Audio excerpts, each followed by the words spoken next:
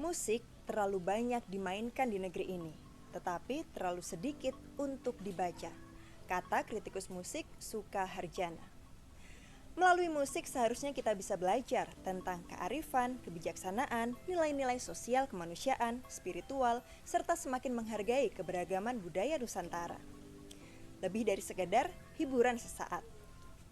Rendahnya perhatian terhadap kultur literasi musik di negeri ini memotivasi Art Music Today untuk mempersembahkan program ini. Selama Ramadan akan ada berbagai konten menarik seputar literasi musik. Semuanya disajikan melalui platform digital yang bisa kamu akses di mana saja, sembari menanti buka puasa atau sebelum istirahat malam. Selamat datang di Li Ramadan, literasi musik sepanjang Ramadan. Hai, saya Rizky Aprianti. Saya akan membacakan part dari buku Dunia Musik, Sains Musik untuk Kebaikan Hidup, karya Eya Grimonia.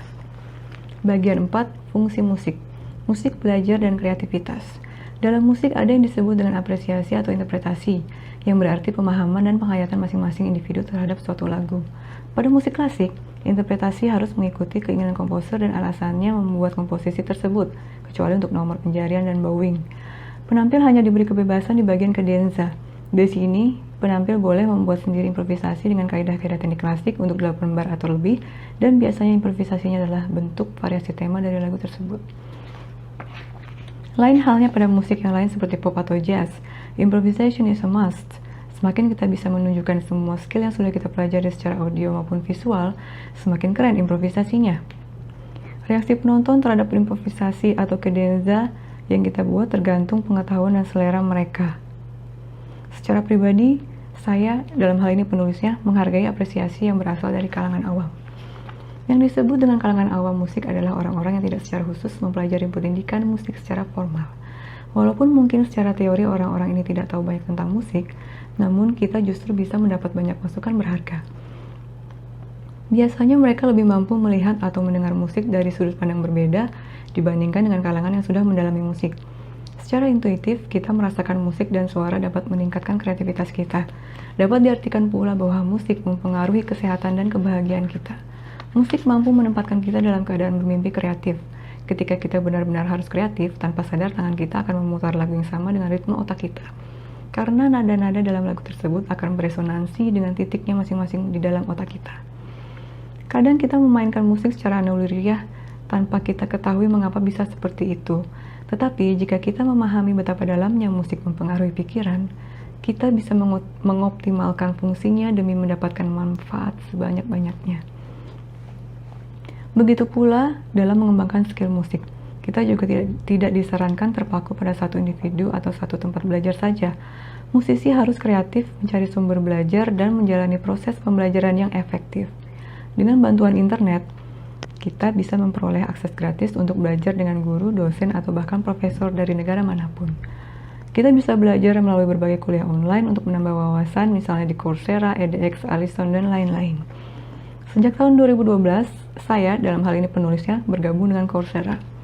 Mengikuti beberapa kursus seperti Listening to the World Music, Model Thinking, dan Ancient Greek and Roman Mythology.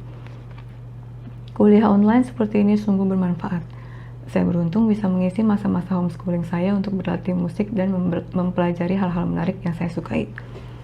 Belajar tidak selalu berarti duduk di bangku, buka buku, lalu mendengarkan penjelasan guru atau dosen. Mendapatkan ilmu bisa juga dari pengalaman orang lain atau mengikuti kompetisi. Kesempatan untuk belajar langsung ke luar negeri melalui beasiswa, summer camp, atau student exchange itu merupakan contoh belajar dan berkompetisi secara global. Disebut kompetisi karena kita harus bersaing dengan orang lain untuk terpilih menjadi penerima beasiswa atau jadi peserta belajar. Dengan memenangkan kompetisi tersebut, kita bisa berinteraksi dengan orang yang berpengalaman di bidangnya dengan kualitas dunia. Selain kreativitas, manajemen waktu juga sangat penting untuk mencapai hasil belajar optimal. Anggap saja hak dan kewajiban itu setara derajatnya. Dengan begitu, kita akan lebih mudah menjalaninya. Kewajiban memang berat tapi harus dilaksanakan. Sudah berat, harus pula. Walaupun begitu, kita beruntung masih memiliki hak untuk menghibur diri atau yang biasa kita sebut dengan refreshing.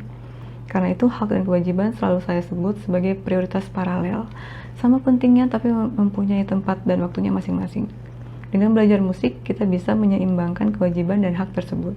Dengan musik, kita akan dilatih untuk terbiasa menyeimbangkan diri. Kemanusiaan dan perilaku irasional dalam musik.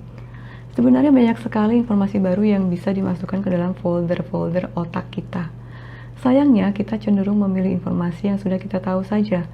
Kita sering mengabaikan informasi lain tanpa lebih dahulu menerima dan mempelajari secara lanjut. Ketika sedih, kita memilih untuk mendengarkan lagu yang pelan dan mendayu-dayu. Ketika marah, kita memilih untuk mendengarkan musik keras seperti rock atau metal dan ikut menyanyi dengan lagu-lagu tersebut sebagai sarana untuk meluapkan kemarahan. Jarang ada yang peduli untuk memilih musik yang berlawanan dengan kondisi emosi kita saat ini.